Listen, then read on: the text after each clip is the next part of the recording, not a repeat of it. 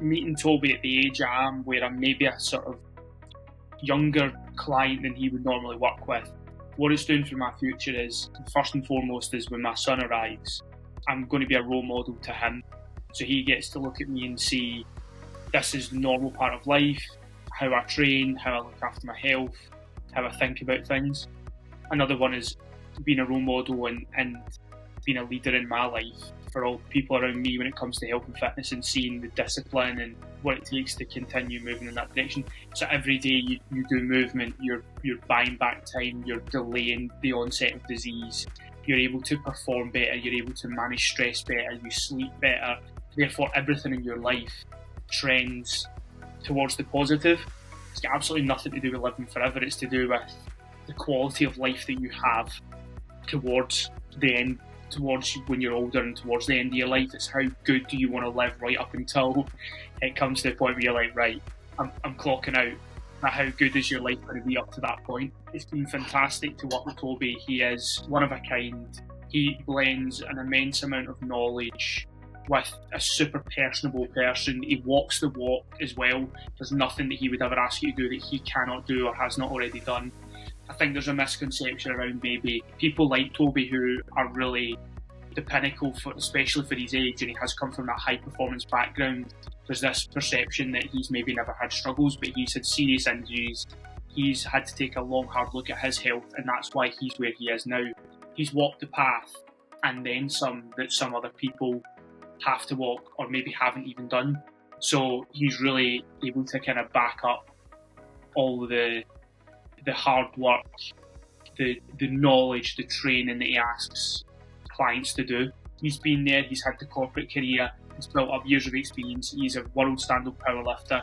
He gets the stress and the worries and the concerns. It's very person-centric, it's very specialist to you. He really looks at what you've got going on in your life and helps you work around that to still move forward towards your goals. It's not like a generic program. I would recommend them to everyone. I would say men who are my age, in their 30s, you're at that point where you can really, really build a solid foundation that's going to set you up for when you're in your 40s and 50s. 40s and 50s are at the point where people are maybe turning around and saying, I need to make a change now.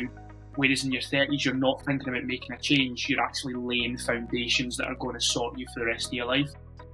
And another key demographic is ex-military. I think they fit really nicely with Toby's model because his stuff is hard, it's boring. It's not, I don't mean that it's boring in terms of what you learn loads, but what I mean is that he would say himself, it's not the sexy stuff that a lot of these people advertise. It is the mundane, doing the basics well, boring, long cardio at times, but it's the stuff that is going to get you the most wins, and it's what actually protects you and your health.